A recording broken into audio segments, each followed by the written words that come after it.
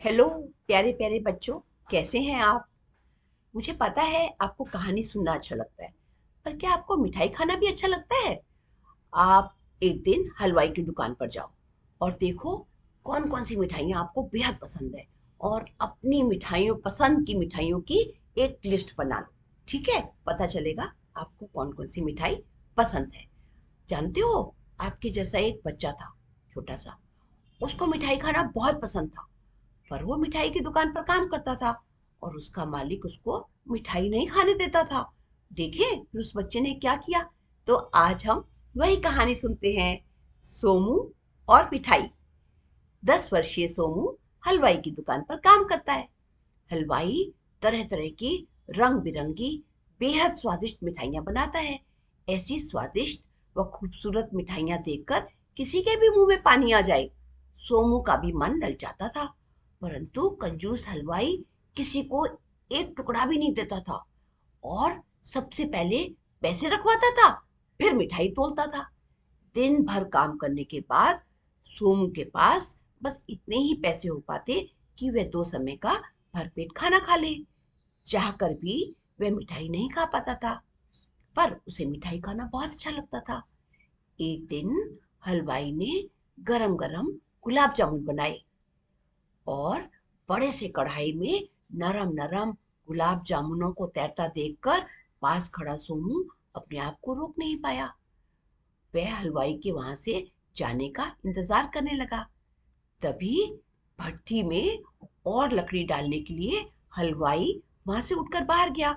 उसके जाते ही सोमू ने गुलाब जामुन पकड़ने के लिए 2 उंगलियां कढ़ाई में डाल दी। वह गुलाब जामुन उठा भी ना पाया था कि हलवाई वापस आ गया। सोमू ने झट हाथ वापस खींच लिया। उसकी चोरी पकड़ी ना जा सके, इसलिए वह सीधा खड़ा हो गया और चाशनी वाला हाथ उसने पास की दीवार में पोंछ दिया। दीवार पर जिस जगह चाशनी लगी थी, वहां ढेर सारी चींटियां व मक्खियां आने लगी। देखते ही देखते वहां चींटियों और मक्खियों का ढेर जमा हो गया। उन मक्खियों को खाने के लिए एक छिपकली आ गई। मक्खियों पर झपटने के लिए छिपकली जैसे ही लपकी, वैसे ही टप से नीचे पड़े दूध के बड़े से कढ़ाई में गिरकर मर गई।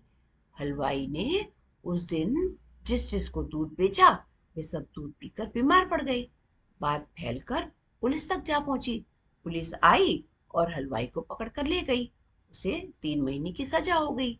जेल जाते समय हलवाई ने सोमू से कहा, जब तक मैं लौट कर नहीं आता तू मेरी दुकान का ध्यान रखना।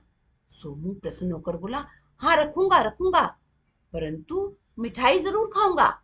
हलवाई ने कहा, ठीक है, छोटा हलवाई मिठाई बनाएगा। जो भी मिठाई बनेगी उसे पहले तुम चखना, फिर बेचना।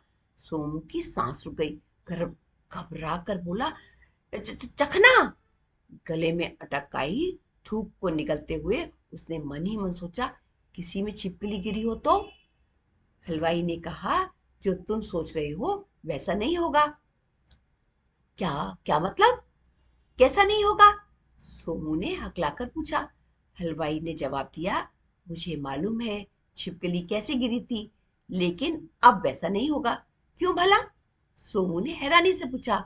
वो इसलिए कि तुम्हारे अलावा इस दुकान में और कोई शैतान बच्चा नहीं है। यूं भी मैंने निश्चय कर लिया है कि मैं सबको थोड़ी थोड़ी मिठाई खाने को दिया करूंगा। सच? सोमू ने खुश होकर पूछा। बिल्कुल सच, हलवाई ने मुस्कुराकर कहा। अच्छा, अब मैं चलता हूँ।